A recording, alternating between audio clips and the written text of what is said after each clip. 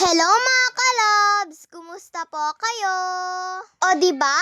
At medyo maaga nga pong nakapagbihis yung pinsan ko at nakapunta na nga po siya kaagad dito sa bahay. Ako naman po ay nakapagbihis na rin po. Inaayos ko na nga lang po yung bag ko dito. Sabi ko nga po sa pinsan ko, himala nga at maaga nga po siya ngayon. Eto nga po mga kalabs at papasok na nga din po kaming dalawa. Maaga nga din po kasing umalis si papa niya kaya hindi na nga din po kami nakasabay. Kaya eto at patatawirin na nga lang po kami ni mama. Nako nga mga kalabs at napakadami na naman nga pong mga sasakyan. At hindi na naman nga po kami kaagad na patawid ni mama. Mahirap na rin po kasing tumawid lalo na at umaga. Pag uwi nga po namin ng pinsan ko, sabi nga po nila mama dapat nga ipupunta daw po sila sa school dahil medyo matagal nga din daw po kasi kaming umuwi. Nag-alala nga din daw po si mama dahil anong oras na ay wala pa rin daw po kami. Kaya nung pupunta na daw po sana si mama, paparating na rin naman daw po kami. Maski nga po si tita ay napalabas nga din po dito dahil maski daw po siya ay nag-aalala. Buhat-buhat niya nga po dito si baby kaya hindi nga po muna ako pumasok at nilaro ko nga po muna siya. Eto nga pong jumper na suot ni Jella na nga kalabs ay jumper ko nga din po ito nung grade 1 pa lang po ako.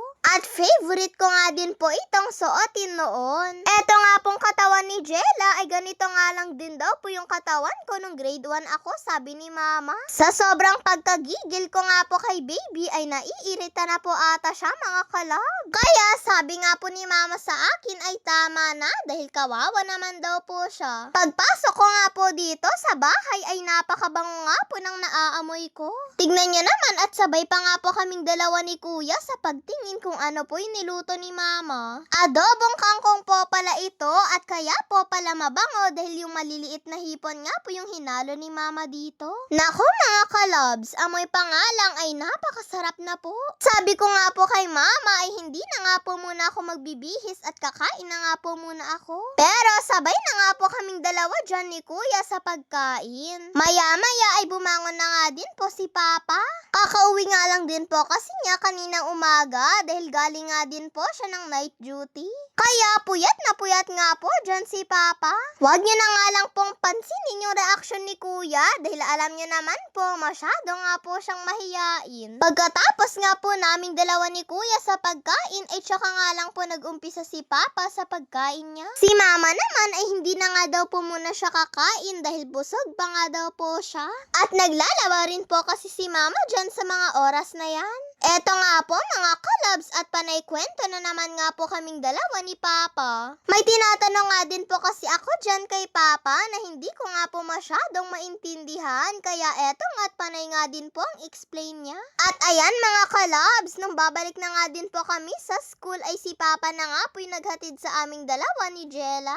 Tignan niyo naman po si Yumi at gusto niya pa nga pong sumama kaya lang ay hindi naman po pwede. At pagkakita nga po niya kay mama ay pumunta nga po siya sa kanya.